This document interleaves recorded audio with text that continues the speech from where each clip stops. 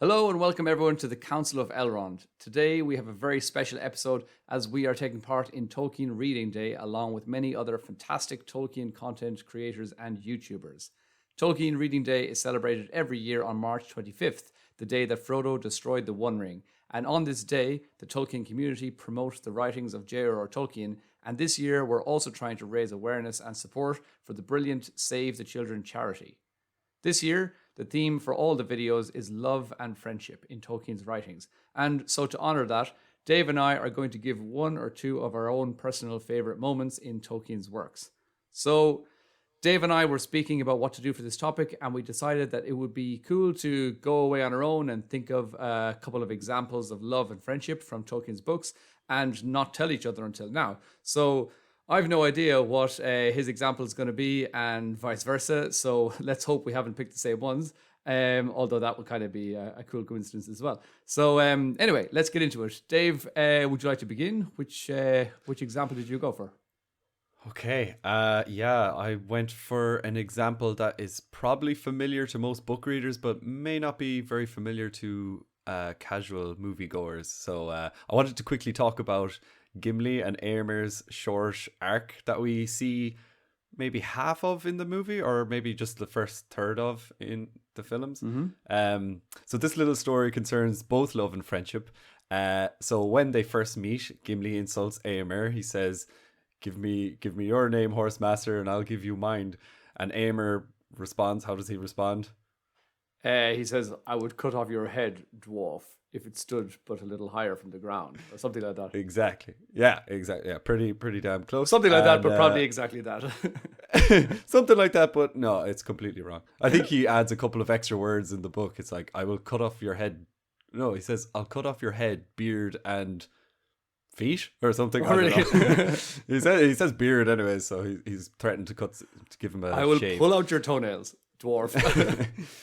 Now, in the book, just before this exchange, Éomer mentions that there is a lady in the Golden Wood and how few have escaped her nets. I think in the film he kind of talks about Gandalf in that kind of way. But anyways, he's talking about Galadriel.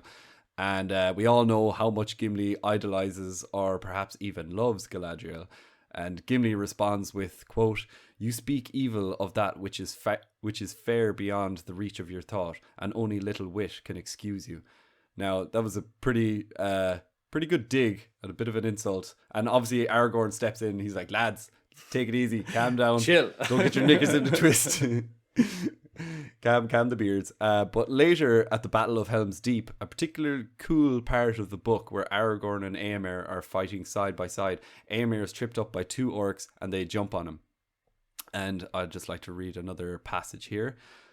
But a small dark figure that none had observed sprang out of the shadows and gave a hoarse shout. Baruch Kazad, Baruch Aimenu. An axe swung and swept back. Two orcs fell headless. The rest fled. When all were safe within, Éomer turned. I thank you, Gimli, son of Gloin, he said. I did not know that you were with us in the sortie, but oft the unbidden guest proves the best company. Ooh. I shall not find it easy to repay you. Class. Oh wait, this is a longer quote. All right, okay. So it goes on to say, "There may be many a chance ere the night is over," laughed the dwarf, "but I am content. To now I have hewn naught but wood since I left Moria." So this is obviously Gimli's like, I haven't whetted my axe yet, and he's just like delighted to get killing some people. Yeah. And this is the exchange as well with Legolas, where he's like, Legolas, 2 already. Yeah. So that's kind of like where that happens in the book, but. Sorry, there's more. Éomer accepts Gimli at this point as a loyal and true friend, but in my opinion, it doesn't come until the end of the Return of the King book when Gimli fully accepts Éomer, because after Aragorn is knighted as king, after his inauguration as king, Éomer sends for Gimli and says that they still have differences of opinion with the Lady Galadriel in this funny and heartwarming exchange. So. One more quote to finish the day. Cool. Well, it's a long one. Well, Lord, said Gimli, and what say you now? Alas, said Éomer, I will not say that she is the fairest lady that lives. Then I must go for my axe, said Gimli. But first I will plead this excuse, said Éomer. Had I seen her in other company, I would have said all that you could wish. But now I will put Queen Arwen Evenstar first, and I am ready to do battle on my own part. With any who deny me, shall I call for my sword? Then Gimli bowed. Nay, you are excused for my part, lord, he said. You have chosen the evening, but my love is given to the morning, and my heart forebodes that soon it will pass away forever. So there we have the love of Gimli for Galadriel, and we have the love of Éomer for Arwen, which is kind of weird. But then the friendship rekindled or kindled for the first time between Éomer. Kindled for the first time between Éomer and Gimli. So I thought it was a nice little... That's cool. That's cool, A little kind of friendship arc that maybe people just don't know about. So, yeah. No, it is very good. It is very good. I like also that you were saying how Gimli was just saying, oh, thank God I finally got to kill people. I've only been chopping down wood with this axe. This poor axe was built for killing people and chopping heads off, not for chopping down trees. I haven't killed anyone since Moria. Like, come on. Man, he must be dying for some blood, some black blood. I know, yeah. Also, I did enjoy your reading of the Coos Duel. Although when you first started reading it, I thought it was black speech that we were hearing in these. I was like, we haven't heard black speech in these parts since the beginning of time, whatever. And I haven't heard black speech in this podcast for many a year. Yeah. Yeah. Ershkul, Nashkul. Yeah. Ishkakui, Aigaru, or whatever it is. Yeah. Yeah, no, that's it. There you go. Ishkakui. Egla always says that all the time. She's always saying, Ishkakui. She remembers it very well. But yeah, this is Baruch Kazad. Kazad I Manu. It says menu, but I don't want to say I menu because it doesn't sound very Lord of the Ringsy. That's how the orcs knew that meat was back on the menu. Exactly. Yeah. From learned it from Gimli. From Coos Duel. Yeah. From the dwarven language. Cool. What did you bring to the table? Very good. Yeah, well, I liked yours. That was very nice. Thank you. And I didn't see the unexpected, like, love and friendship as it being like a friendship and then their individual loves for someone else. But that was kind of cool. Yeah, it's a triangle. I know. Once it started to make shape, I was like, this is perfect for Tolkien reading. Perfect. Yeah, there you go. Very, very good. So, for me, when I first heard this concept, there were a lot of things that sprung to mind immediately, and there's so many different friendships in Lord of the Rings. But I think possibly the very first thought that I had was the relationship that the hobbits have with one another. And then I had a very defining light bulb moment when I was like, I know exactly which one's which is gonna be, because something really stood out in my head, which is from the beginning of the Lord of the Rings. And I'm sure you probably remember it. It's when the hobbits all go for a bath together, and it's a fantastically described sequence. And this example that I'd like to talk about comes from a chapter called "A Conspiracy Unmasked" from the Fellowship of the Ring book. And to set the scene, Frodo is planning to leave the Shire on his quest, and so as not to raise suspicion, he's told the people of Hobbiton that he's moving to another area called Crick Hollow to settle down, and he's being helped with the move by his hobbit friends, the three hobbits that we know, and another one called Fatty Bulger. And so basically, Merry and Fatty have travelled off in a cart, and they're bringing all of Frodo's possessions to the house.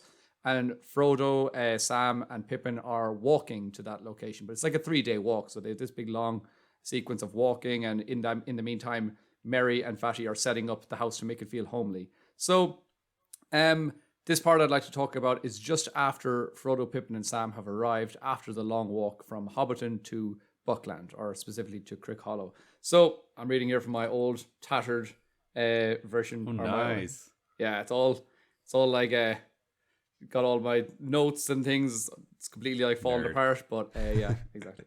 Anyway, I'm reading here. The travellers hung up their cloaks and piled their packs on the floor. Merry led them down the passage and threw open a door at the far end. Firelight came out and a puff of steam. "A bath!" cried Pippin. "Oh, blessed Meriadoc! In which order shall we go in?" said Frodo. "Eldest first or quickest first? You'll be last either way, Master Peregrine." So harsh. I love that. I love that little quip from Frodo, just slagging off Pippin. I love those little digs and those little jibes that the hobbits kind of throw at each other from. I think it really tells us a lot about their relationship as well. I don't know about our listeners or our viewers, but in Ireland and in the UK, it's very normal to come out with little remarks like this, and it might seem kind of cruel, but we only do it to the people that, like, you know, you're really close to, and the people that you really love. So That you love the most. Yeah. exactly, it kind of made me think of how I speak to my own friends at home. You have those little sly, little snarky, dig remarks and stuff in comments. So I was like, oh, that's pretty cool. So I'll continue here. Trust me to arrange things better than that, said Mary. We can't begin life at Crick Hollow with a quarrel over baths. In that room, there are 3 tubs and a copper full of boiling water. There are also towels, mats, soap. So get inside and be quick. So basically, they head in and they go for their baths, and then Mary and Fatty Bulger head off to the kitchen to prepare supper. And then we continue. Snatches of competing songs came from the bathroom, mixed with the sound of splashing and wallowing. The voice of Pippin suddenly lifted up above the others in one of Bilbo's favourite bath songs. Now there's one of them. There's a couple of things there that I want to break down. So first of all, the very beginning where it says snatches of competing songs. I just love the idea that they're in there having a little sing off while they're splashing around in the tubs. They're It's like, a rap battle. Exactly, like they're just like singing and someone's like countering their song with another song. They're like, I've got a better one. Yeah. And then the second part where it says Pippin sang one of Bilbo's favorite bath songs. So first of all, again, even that part can be broken down into more detail. Where one of his favorite bath songs. So Bilbo had various favorite bath songs, which means he probably had some which were quite his favorite. So how many bath songs exist in Hobbiton, and how many? Yeah. So I think it's a really cool insight into how the hobbits kind of live their lives as well. Like they have bath songs, so they probably have, you know, Bats together quite a lot. Well, not just that, they probably just have songs for many everyday things, like, you know, cleaning the kitchen song, or, you know, here's my frying an egg song, or whatever, you know, my fishing song, things like that. So my Sunny Side Up song, Sunny Side Down song. I know, actually, I've got 7 songs for Sunny Side Down, and you know, it's really cool. So, and then also the fact that all the hobbits knew, that's one of Bilbo's favorites, so they know each other's favorite songs for bath time as well. So again, that's a really like close kind of relationship that they must have, and that kind of friendship that they have. So now, as I turn the page, I'm going to have to give a little bit of a warning or apology, because I'm going to have to sing a little part here, which I'm going to sing for you, Dave, and see if you can recognize. Well, you will recognize this, I'm sure, but I'm going to give you a couple of verses. So, sing hey for the bath at close of day, that washes the weary mud away. A loon is he that will not sing, a water hot is a noble thing. Sweet is the sound of the falling rain, and the brook that leaps from hill to plain. But better than rain or rippling streams is water hot that smokes and steams. So there we go. Nice. Where do you recognize that from? From the Green Dragon. Yes, from the Green Dragon, exactly. Now, I don't know the melody of that song. I don't know who created that melody, but this song that was taken from this chapter was kind of changed a little bit. And I don't know, as I said, I don't know who added the melody, but in the Green Dragon, when they're all there, you know, out on the piss, out having a few drinks, they're singing away, and they're up on the table, and it's Merry and Pippin are up on the table singing. And that's a song that they changed and they adapted a little bit, and it's called. It's very similar. Some of the lines, like that, sweet is the sound of the falling rain. They have that line of the sweet is the sound of the pouring rain. They change, and and so they say in that verse, they say, sweet is the sound of the pouring rain, and the stream that falls from hill to plain. Better than rain or rippling brook is a mug of beer inside this took. So they changed that a little bit in the movie, but I think it's cool that they just kind of still pull a little bit from actual Tolkien's original songs. So that was really cool as well. Now, I want to continue just a small little bit more to read, and it says, there was a terrific splash and a shout of woe from Frodo. It appeared that a lot of Pippin's bath had imitated a fountain and leaped on high. Merry went to the door. What about supper and a beer in the throat? He called. Again, I love that. I'd love to have a bath with my friends, and then somebody say, hey, how's about a beer in the throat? I'm like, that's exactly where I want my beer. And then we continue on, and Locks, said Merry, looking in. The stone floor was swimming. You ought to mop all that up before you get anything to eat, Peregrine, he said. Hurry up, or we shan't wait for you. They had supper in the kitchen on a table near the fire. I suppose you 3 won't want mushrooms again, said Fredegar, without much hope. Yes, we shall, cried Pippin. They're mine, said Frodo, given to me by Mrs. Maggot. Take your greedy hands away, I'll serve them. So I just wanted to read that last part as well, because I think, again, I know that when I'm with some friends and if we're, you know, I have like the best, I don't know, thing to eat, or there's like one more slice of pizza or something, I can say to my friends like, oh, I'm sure you guys don't want that pizza. No, I'll have that. Don't worry, you know, that kind of thing. Like, so just kind of bit of sarcastic comments there from Fatty Bulger, kind of saying, I'm sure you guys don't want any more mushrooms, where we know that hobbits are like obsessed with mushrooms, that they could eat, you know, a ridiculous amount, like a Lembas bread's amount of mushrooms. So I thought that was enough. Yeah, exactly. So yeah, I don't know. I think that's just that whole little sequence kind of sprung to mind when I first thought of friendship in Lord of the Rings, and the hobbits like singing together, kind of making fun of each other, and just not taking things too seriously either. And the way they kind of just, you know, make fun of Pippin all the time because he's the youngest, and they're like, Pippin, come on, we might not wait for you. You better hurry up. Yeah, the most foolish, like, fool of a toot. Yeah, I mean, like any scene with hobbits in it could be used as one of the friendship scenes that we could have done in this podcast or this video today, because they're such a great bunch of lads, and especially when they're in the Shire, like they have so many good interactions with each other. So yeah, I loved it. Loved to hear him back. Yeah. Pippin. It's class. And then I think in the movies as well, I think they're just they're really brought to life perfectly by the actors, and I think that they did a really fantastic job. So again, obviously we could easily have spoken about the friendship and love between Sam and Frodo, but I thought that this one of just hobbits in general, the way that they have their friendships and a little insight into their bath time songs and things like that, I thought that was a cool little thing to focus on for today's video. So yeah, that's it. Very good. That's all for today's episode, Short guys. and sweet. Yeah. So thank you all so much for listening to this Tolkien Reading Day special. We hope you enjoyed it, and we are still new to YouTube, so please gently caress that subscribe button for more content like this. This video was made in collaboration with some of our, and probably your, favorite Tolkien YouTubers, so please check out all the other videos on the playlist that are part of this larger celebration in the description below or on the video end screen.